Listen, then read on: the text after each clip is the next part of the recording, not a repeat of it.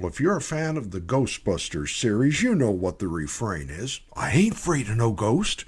Well, I'm not afraid of a ghost, but I am afraid of ghost subscriptions. Yeah, it's gotten so bad my bank's fraud unit has gotten involved. More on that. We'll have an overview of video cameras. I promised we'd talk about that. What's the difference between a video system and video surveillance system? Lots to learn, and we'll take a look at some upcoming classes. All that and the usual zaniness. Come on in, let's get started.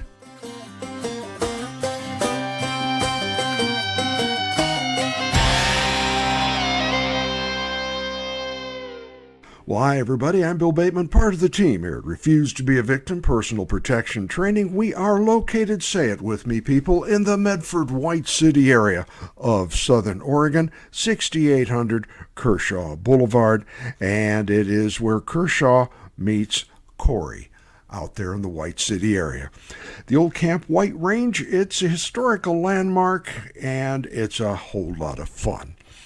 Well, I promised I'd talk to you first about ghost subscriptions. Last week, I was telling you about a problem, last time, I was telling you about a problem of subscriptions that simply would not die. I have a Zipcar, or I had a Zipcar subscription about 7 years ago, right about the time I moved from California to Oregon and started working at Southern Oregon University.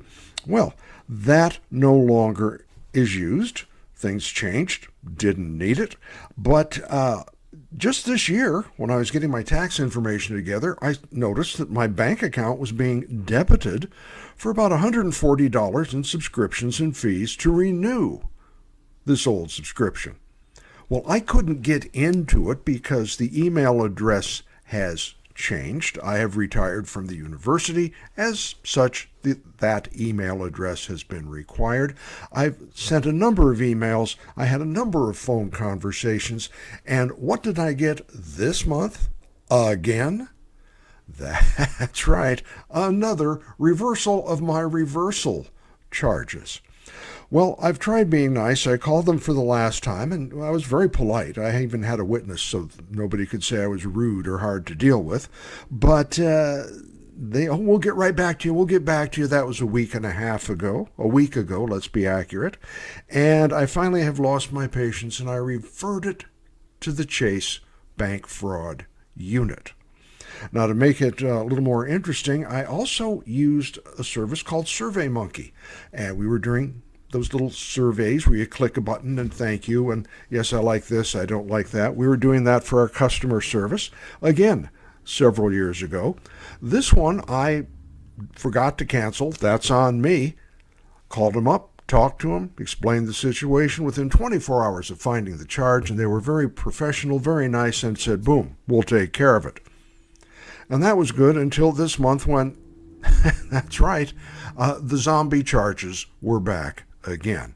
The message from here, A, be careful who you do business with, and B, be very careful with your bank and checking information. It's very easy, if I wasn't so diligent, for those charges to go through. Now, these are bigger numbers. It's even littler numbers that slip by unnoticed. In fact, that's a tactic, and I'm not saying either of these companies were doing that, but it is a common tactic to run a $5 through charge, $5 charge through your system, and say subscription. Well, you may or you may not catch that. Now, when you see $192 or $165, you're going to go, what the heck is that? So be vigilant on your bank accounts. Be extra careful on your subscriptions, and don't make them work harder to help you. If you don't need a service, be sure to cancel it. Be sure to honor the cancellation policies, and be sure to communicate clearly, effectively, and keep copies of everything. I uploaded like 7 megabytes of email that I had sent to help support my claim. So it's not just some old guy yelling on the telephone. Never do that. Never be a telephone screamer. Doesn't help you. Doesn't help you at all. So yeah, if you got a problem, document, polite, courteous, Escalate if you have to. I have not had any escalation. I've had it promised. I haven't seen it happen. I have let them know that this is the last time that they're going to be hearing from me. Next time, I'll be having my attorney call them, and it's going to get expensive. You can't keep snagging my money without permission, people. It's just not how we do it. So keep an eye on your accounts. That's item number 1. Zombie accounts are out there.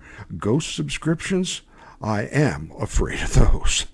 Let's take a look at video cameras. We talked about this last time, and there is video coverage and there's video surveillance. And the difference, a surveillance system is monitored. Now, full disclosure, I have a self-installed system called SimpliSafe. It has the little sensors on the windows. It has motion sensors if somebody gets in your room. And it has a panic button, and it has, I choose not to, but it will support a camera system. And it has monitoring, and there's 2 levels of monitoring. One, if the alarm goes off, they'll call the police. Now, the second level of monitoring, which is about twice the cost, I want to say, one is like $20, so the other one is about $40 per month. They'll have cameras that come on. They'll talk to the burglars or people in the house, and they'll also let the police know, yep, I'm looking inside Bill's house, and by golly, that's not Bill, and there's somebody trying to get into his big stash of jelly beans. So depending on what you want to spend. Now, this thing cost me $19 a month in monitoring fees, and the whole system, and it's based on square footage and the number of windows you have, ran me about $300. But before that, before I got real serious about this, and partially now that I have more things to keep track of, I'd like to have better security. Things are getting a little strange out there. I did have a remote video camera in my home, and it looked like R2-D2. It was a little tiny thing sat on the kitchen table, had a camera, would do a lot of the things they should do, like night vision. They would monitor and follow motion. The weirdest thing you've ever seen, to walk into your front room and have this little camera come on, click, and start whirring and following you around. Now, this thing ran me like, I want to say $60, and it would not call the police. It would call me on my cell phone. What it would also do, and this is a feature I think that is very valuable, it would send that video both to a little video card, like you put in your camera, on the unit. Well, that's handy, but it's not, because you can just reach up, take that thing out, there goes all the video. So it also had cloud storage. It had a 3 gigabytes of cloud storage, which is plenty enough to take care of a break-in. And it had also a good, sharp camera. So let's look at the things that are important for cameras. Well, if you want full monitoring, there are professional companies that will do it. They have a set fee. There are home do-it-yourself systems like the one I chose to use. Now, I'm kind of techie, but it really wasn't that hard, and it took me about an afternoon to set up. There was no medication. There was no crying. It worked out really pretty well. And then there are the do-it-yourself home self-reporting systems. You can actually go on Amazon and enter home security systems, wireless, and find things that start around $25 or $30. Well, okay. You may not want to get the lowest rated. Pop quiz class, how do we judge a system? We look at the specs, we look at the features, and we look at the reviews. Yes, on any product made, you're going to have somebody whining because it doesn't come in blue and give it 1 star. If you've got 1,500 reviews and 1,497 of them are pretty good, that tells you that you're looking in the right direction. So for an indoor or for an outdoor system, And outdoor systems do have a few more requirements, but only because they are outdoors.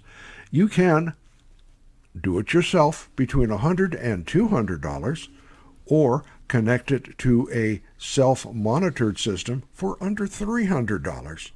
Now, this doesn't, in fact, include the doorbell camera, because the doorbell camera is something kind of different.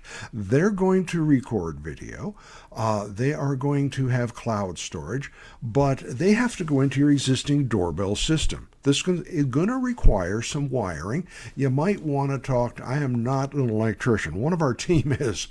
He knows all things about electricity, and he's the guy you want to talk to. He knows what has to happen because of power and because of connecting it to existing in-home wiring. In fact, I'm a firm believer anytime you need anything done with an electrical system or any modification to the home structure, you may be you may be really, really good. I like to let a pro do it only for the liability aspect. If you burn down the back end of the house and you're standing there with a screwdriver and some electrical tape in your hand, that's going to be a really tough call to the insurance company. I'm just saying. Now, if you're an electrician, God bless. I mean, go big. So let's look at the features that we're looking for in cameras. First of all, a doorbell camera. The resolution of the camera, the sharper the resolution, the better it's going to be for identifying hazards, identifying what's going on. Also, night vision. You'll notice those little things that look like little mini lights around cameras. Those allow them to see at night. They take existing light and magnify it. Field of view. How wide can you see? You don't want just like a keyhole where you could peek out a little hole in your front door. You want like the garden hose that sprays wide to left, to right, above, and below to see what's out there. Motion detection. And this is actually almost a checklist for everybody. Is that a dog? Is that a possum? Is that a little kid? Is that somebody hunkered down pretending to be a little kid? These are important things. The source of power, is it hardwired into your home? Now, generally, you're going to see doorbell cameras are. They don't have to be. And again, if you're not getting into hardwiring, if you're just going with a video feed to your computer screen, okay, that'll work. Audio, does it have an audio feature? And related to that, cloud storage. And some will work with your, for example, Alexis, the various home systems. So these are things that are very, very useful. Motion detection alert. Is it alerting on an empty house? Is it alerting? Is it calling your cell?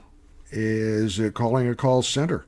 This is where your cost is going to get there. But really, I think $35 a month for live monitoring, that's not really bad. That's what I'm paying.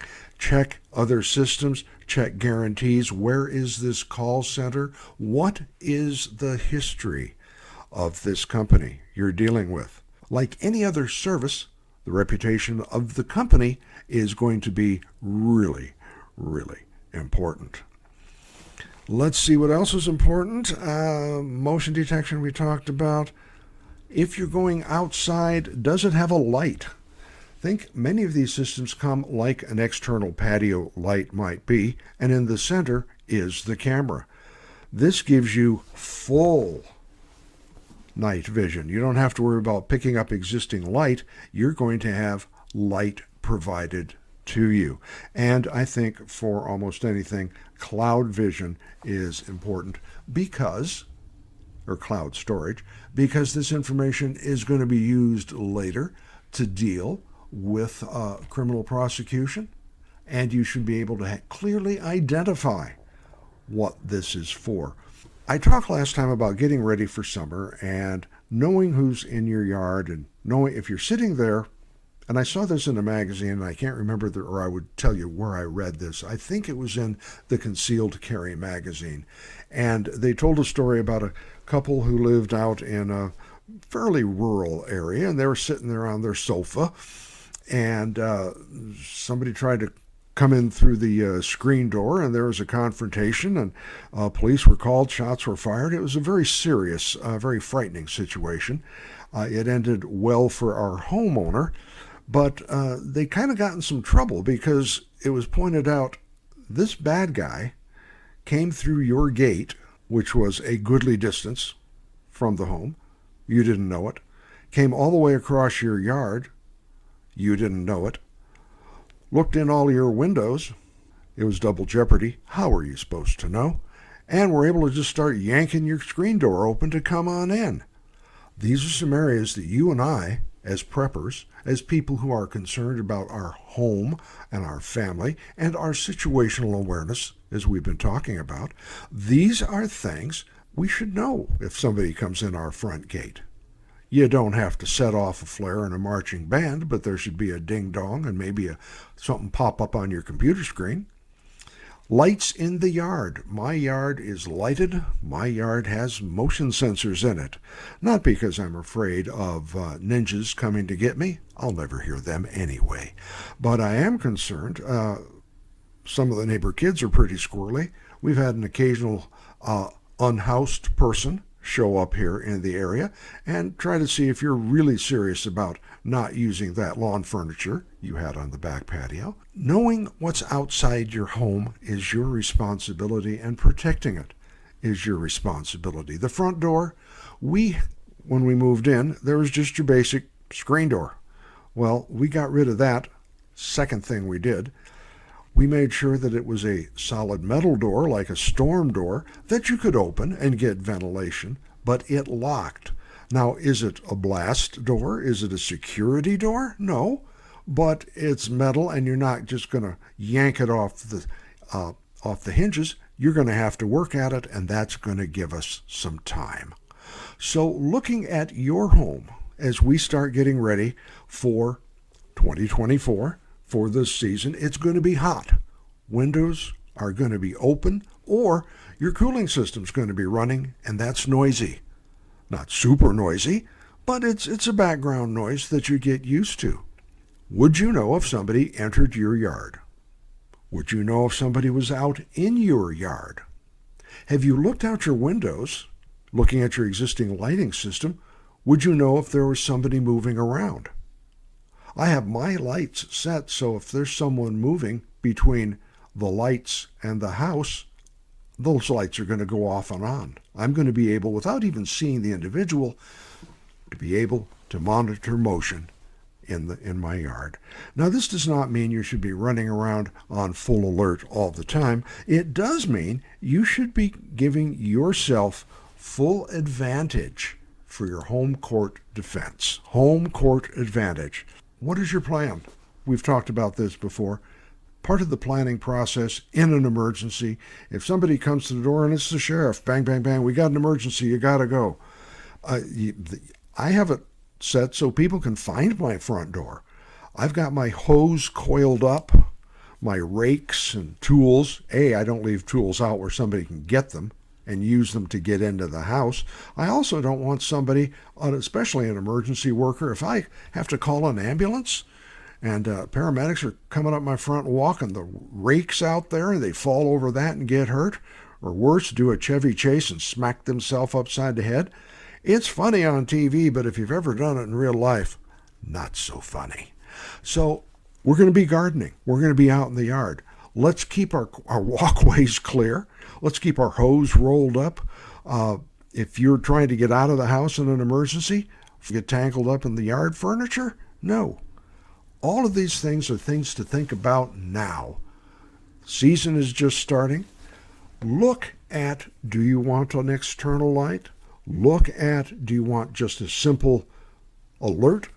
Video screen pops up. Do you want a more advanced system? What will your budget stand? What will you stand? I have had people, I used to, prior to getting married, I had a cleaning person who'd come in, lovely lady, but she came to me and she said, Bill, I'd be happy, this is how much I charge, this is, I don't do windows, the usual thing. And she said, also, I won't work in a home with a security camera. If you don't trust me enough, if you think I have to be on camera, then I'm not the person for you. Well, she worked for me for a number of years. I give her the highest reference. She's excellent and never had a minute's trouble. And I did have a home security camera, the little R2D2 unit, I called it, and I'd unplug it when she was there. She explained she didn't want people to see her dancing while she worked. That was good enough for me. Two final points when you're talking about home security and alarm systems specifically: insurance benefits, and is a permit required? My insurance company gives me a 10% discount for a monitored alarm system. That's not too shabby. And also, both places I've lived do require you to notify the police department if you are using a home security system. Some areas, they're not that worried about it. Other areas, you must get a license, and that can be $15 or $20 for a home system, up to $100, $120 for a professionally installed system. And there is a fee in some areas, although not all, for false alarms. So keep that in mind when you're looking at a home security system. If it's not monitored, it's not an issue, and when I just have my little R2 unit, I just get a call on my cell phone and deal with it from there. Hopefully these are some ideas. You can go from 20 or 30 to 100 to 120 is about the sweet spot, and then when you start buying more sophisticated systems, 200 to 350, depending upon the size of the property you're protecting.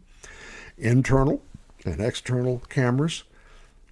Also consider how much Wi-Fi. If you're going to go wireless, and almost all of the things I have are wireless, what kind of plan you're going to have to have. If you have bad Wi-Fi, you're not going to be happy. You should deal with your Wi-Fi before you deal with the camera. I find that I use between 45 and 90 gigabytes a month at maximum when I had a big camera system that I tried out for a short term, and generally about half of that for the occasional alert or a simple monitoring system. Check with the company on the product you're going to buy and run those nifty download and speed tests on the internet you can get and check your system out. Wi-Fi costs are going up, and yes, indeed, that's no surprise. The government also discontinued that wonderful stipend we senior citizens got for Wi-Fi, and not real pleased about that. That's going to kick my bill up $30 a month. Hey, thank you. Thank you, Washington. Just another example of the great job you're all doing. Finally, as we head into it, it's time now with the weather changing, the weather nicer. It's a great time to think about getting some lessons. We are in the month of March, which means the April concealed carry class. We do have some room in that. Don't miss out. It filled up last month. Some people were sad. The way not to be sad, subscribe right now, grab it today, or we always are willing to do a private lesson. And yes, a private lesson is more expensive than the class we're offering the second Saturday of the month. With that said, we'd like to invite you to the website to check it out, see what's going on. I'd like to also invite you to share this podcast. We're trying to build our listenership, so subscribe, download it, talk it up to your friends, and if there's things we can talk about that are of interest to you that I'm not hitting, or you'd like more information on something, for heaven's sakes, use that email address on the front of the first page and give us a shout. I'll put a few links up. I'll put Simply Safe up only because it's something I use, not because they're a sponsor, although I wouldn't mind if they wanted to be, and a couple of the camera systems I have tried and had pretty good luck with. You would want to, of course, see if it's going to fit with like your system, your Wi-Fi setup, and your lifestyle. We have had a couple of occasions when when I was dating, one of my dates woke up in the middle of the night, wanted to go out to the car and get something. She wasn't going to wake me up, and she got up, and oh boy, the alarms went off, lights came on, scared the socks off her. Well, scared flip-flops offer, and it's not the way you want to start a relationship. So if you got a lot of kids, if you got a lot of pets and motion sensors are an issue. Do your research. Check it out. Okay, that's all I got for this week. I hope to see you again next time. We are going to be going to a more modified schedule. I got some things going on. I'll tell you about that next time, and I'll tell you what to expect in the weeks to come. I'm threatening to go to video by May. We'll see if it happens, but that's what I want to do. Either way, we hope to see you next week back here at the ranch for another issue of Survival Beyond the Bug Out Bag, or out at the park, or, hey, maybe just out on the street to say howdy. Be safe out there.